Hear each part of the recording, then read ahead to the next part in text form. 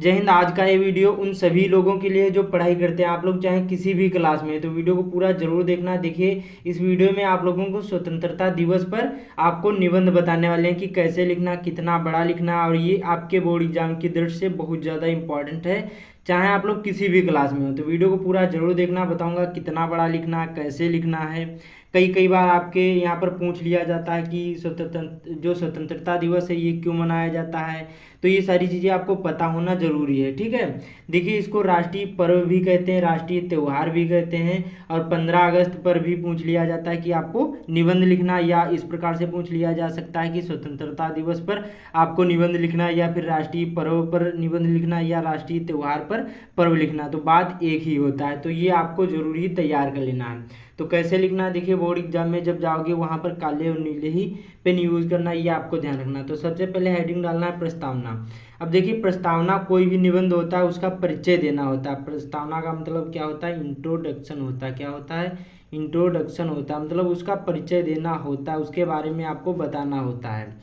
देखिए, जो निबंध होता है इसके 3 ही मुख्य पार्ट होते हैं, इंट्रोडक्शन, और यहाँ पर मध्य भाग, और उसके बाद में आता है निष्कर्ष, जिसको हम क्या बोलते हैं, जिसको हम उपसार भी बोलते हैं। 3 ही मेन चीज़ें होती, 3 ही आप लोग समझ लोगे, समझ लो, आपको निबंध लिखने को आ गया।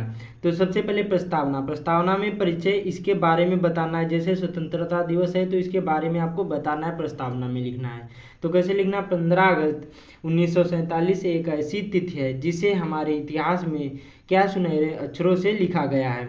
जो 15 अगस्त 1947 एक ऐसी तिथि है जिसे क्या है, हमारे जो इतिहास, हमारा हिस्ट्री है, इसमें क्या है, इसको सुनहरे अक्षरों में लिखा गया है।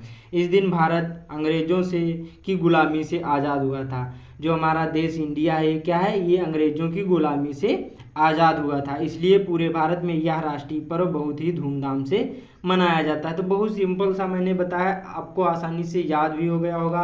15 अगस्त 1947 एक ऐसी तिथि है जिसे हमारे इतिहास में सुनहरे अक्षरों से लिखा गया है, और इस दिन भारत अंग्रेजों की गुलामी से आज़ाद हुआ था, और इसलिए पूरे भारत में यह राष्ट्रीय पर्व या राष्ट्रीय त्यौहार या राष्ट्रीय दिवस बहुत ही धूमधाम से मनाया जाता है। ठीक है, बहुत सिंपल सा। उसके बाद में दूसरी हेडिंग डालना है, और ये सभी जो होती हैं, जैसे कोई निबंध है उसमें, जैसे प्रस्तावना तो हमारा पहला भाग हो गया, प्रस्तावना हो गया। मध्य भाग में जैसे स्वतंत्रता दिवस का स्वर्णिम इतिहास, फिर यहाँ पर क्या, स्वतंत्रता सेनानियों का योगदान, ये सभी मध्य भाग में आते हैं। तो इसमें आपको कैसे लिखना, देखिए, स्वतंत्रता दिवस का स्वर्णिम इतिहास।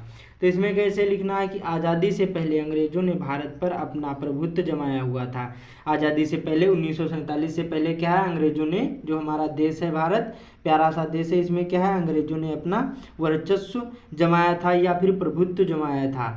हमारा सब कुछ धन, अनाज, जमीन पर अंग्रेजों के अधिकार में था। जो हमारा चाहे धन हो, चाहे अनाज हो, चाहे जमीन हो, कोई भी चीज़ें हो, सभी में अंग्रेजों का अधिकार था। ठीक है, हमसे मनमाना लगान वसूल करते थे, भारतीयों पर अत्यधिक अत्याचार किए जाते थे, और जलियांवाला बाग हत्याकांड या फिर कोई घटना हो, भारतीयों का शोषण किया जाता था और उन्हें भेदभाव भी किया जाता था। तो ये स्वतंत्रता दिवस का स्वर्णिम इतिहास में आपको इस हेडिंग में आपको ये सभी चीज़ें लिखना है। तो इतना समझ में है? तो इस प्रकार से आपको इस वाले हेडिंग में लिखना। अब अगला हमारा है तीसरा हेडिंग, क्या है, स्वतंत्रता सेनानियों का योगदान। अब देखिए, इसमें स्वतंत्रता जितने भी सेनानी थे, इसमें क्या है, योगदान इसमें लिखना है कि उनका योगदान हमारे भारत के आज़ाद कराने में क्या क्या था। तो जैसे देखिए, भारत को स्वतंत्र करवाने में बहुत से वीरों का योगदान रहा है। देखिए, अनगिनत लोग थे, जिसमें बहुत सारे लोगों को हमें नाम भी नहीं पता होगा, आपको भी नहीं पता होगा, ना ही इतिहास में उन लोगों का नाम लिखा है। देखिए, कुछ यहाँ पर महत्वपूर्ण, यहाँ पर क्या है, स्वतंत्रता सेनानी, जैसे यहाँ पर भगत सिंह, सुभाष चंद्र बोस, महात्मा गांधी, लाला लाजपत राय, सरदार वल्लभ भाई पटेल, मंगल पांडे, बाल गंगाधर तिलक, और मौलाना अबुल कलाम आज़ाद, ये सभी क्या हैं, और उदा देवी आदि, ये सभी के योगदान अतुलनीय हैं। अनगिनत लोगों ने क्या है, जो स्वतंत्रता सेनानियों का योगदान हमारे भारत को आज़ाद करवाने में था। तो इस प्रकार से आपको ज़्यादा बड़ा नहीं लिखना है, क्योंकि ये देखिए, जो आपको 7 या 9 नंबर का पूछा जाए तो 1.5 पेज में लिखना, उससे ज़्यादा बड़ा नहीं लिखना है। और जैसे 5 नंबर का हो तो 1 पेज में ही लिखना, ज़्यादा बड़ा नहीं लिखोगे, ज़्यादा बड़ा लिखोगे तो आपका टाइम ही बर्बाद होगा। तो इस प्रकार से आपको इसमें लिखना। अगला हमारा पॉइंट क्या है, यहाँ पर चौथा, राष्ट्रीय पर्व के रूप में मनाया जाना। इसमें कैसे लिखना है, देखिए, ये भी बहुत सिंपल सा है कि राष्ट्रीय पर्व पर पूरे भारत में सरकारी भवनों पर प्रतिष्ठित व्यक्तियों द्वारा क्या है, तिरंगा लहराया जाता है। जो राष्ट्रीय पर्व के रूप में मनाया जाना है, इसमें कैसे लिखना, राष्ट्रीय पर्व जो हमारा ये स्वतंत्रता दिवस है, ये क्या है, जो या फिर 15 अगस्त है, इसमें क्या है, यहाँ पर देखिए कि राष्ट्रीय इस पर्व पर पूरे भारत में जो सरकारी भवन होते हैं, चाहे स्कूल हों या कोई भी चीज़ें प्राइवेट स्कूल हों, पर प्रतिष्ठित जो बड़े पद पर लोग होते हैं, व्यक्ति होते हैं, व्यक्तियों द्वारा तिरंगा लहराया जाता है राष्ट्रीय स्तर पर।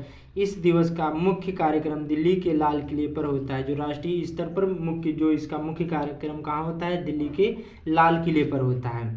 तो इस प्रकार से आपको इसमें लिखना आगे, और इसी में क्या लिखना है, अभी वीडियो को पूरा देखना, भी बहुत सारी चीज़ें आप लोगों को बताने वाले हैं।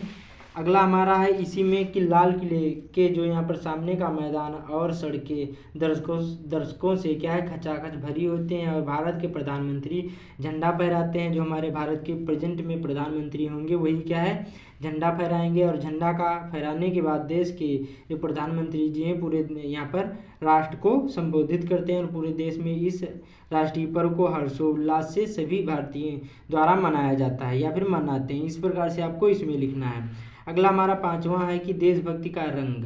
इसमें कैसे लिखना है, देखिए, स्वतंत्रता दिवस के अवसर पर बाजारों में रौनक आ जाती है, कहीं 3 रंगों की रंगोली बिकती है, तो कहीं 3 रंगों का लाइटें, हर तरफ खुशी का माहौल होता है। और यहाँ पर देखिए सभी लोग इस अवसर पर देशभक्ति के रंग में रंग जाते हैं, और सभी वे राष्ट्रीय एकता की भावना झलकती है। तो इस प्रकार से लिखना चाहो तो बहुत ही बड़ा लिख सकते हो, बाकी आपको कम से कम शब्दों में अच्छी तरीके से आपको लिखना है, तभी अच्छे से अच्छे अंक मिलते हैं।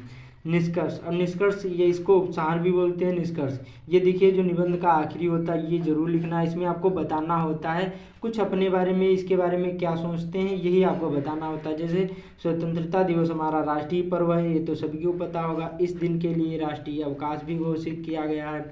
यह पर्व पूरे भारतवर्ष में एक बड़ी धूमधाम से मनाया जाता है। बस सिंपल सा इसी प्रकार से आपको लिखना है, ज़्यादा बड़ा भी नहीं लिखना है। जो 9 नंबर या 7 नंबर का पूछा जाए तो डेढ़ पेज में लिखना है, जितना बड़ा मैंने बताया है, और बाकी जो 5 नंबर का हो तो 1 पेज में ही लिखना है, ज़्यादा बड़ा नहीं लिखना है। बाकी उम्मीद करो तो आप लोगों को समझ में आ गया होगा। और ये वीडियो कहाँ से देख रहे हैं, किस जिले से या किस राज्य से, कमेंट में ज़रूर बताना। बाकी चैनल पर पहली बार आए, चैनल को सब्सक्राइब भी कर लेना। तो मिलते हैं अगले वीडियो में।